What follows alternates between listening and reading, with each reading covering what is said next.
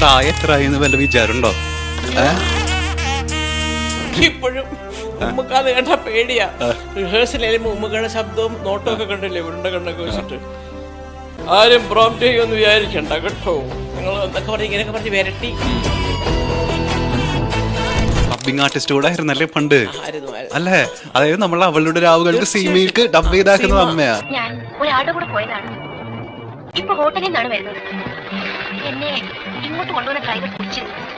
അയാൾ എന്നെ കുറച്ച് അപ്പുറത്താക്കി വിട്ടു. അമ്മയുടെ മനസ്സിൽ എന്തെങ്കിലും പേരുണ്ടായിരുന്നോ? അതായത് മക്കൾക്ക് കൊടുക്കണം. പെൺകുഞ്ഞായിരുന്നെങ്കിൽ ഗംഗ നെടുവ. ഗംഗ. മൂന്നാമതൊരു കുട്ടി ഉണ്ടായിരുന്നെങ്കിൽ പെൺകുട്ടിയായിരുന്നെങ്കിൽ ഗംഗാ നെടുവായിരുന്നു. ആണോ? ഇപ്പൊ പൃഥ്വിരാജ് ഒരു ഡയറക്ടർ എന്നുള്ള രീതിയിൽ നമ്മൾ അറിയപ്പെടുന്നുണ്ടെങ്കിലും ആളുടെ ചിലപ്പോ കഴിവ് ചിലപ്പോ ആദ്യം വന്നിരിക്കുന്ന അമ്മയുടെ ജിനിന്നായിരിക്കണം. കാരണം അമ്മ ഒരു അസിസ്റ്റന്റ് ഡയറക്ടർ ജോലി ചെയ്തിട്ടില്ലേ പണ്ട് കുറെ സിനിമകളിൽ. 2-3 പടം ചെയ്തു. അത് കഴിഞ്ഞപ്പോൾ സാർ പറഞ്ഞു, സത്യത്തിൽ എന്റെ ഈ പടത്തിലെ ഏറ്റവും നല്ല അസിസ്റ്റന്റ് ഡയറക്ടർ സേതുമാധവൻ സാർ പറഞ്ഞ ഒരു അനുഗ്രഹം എനിക്കത്.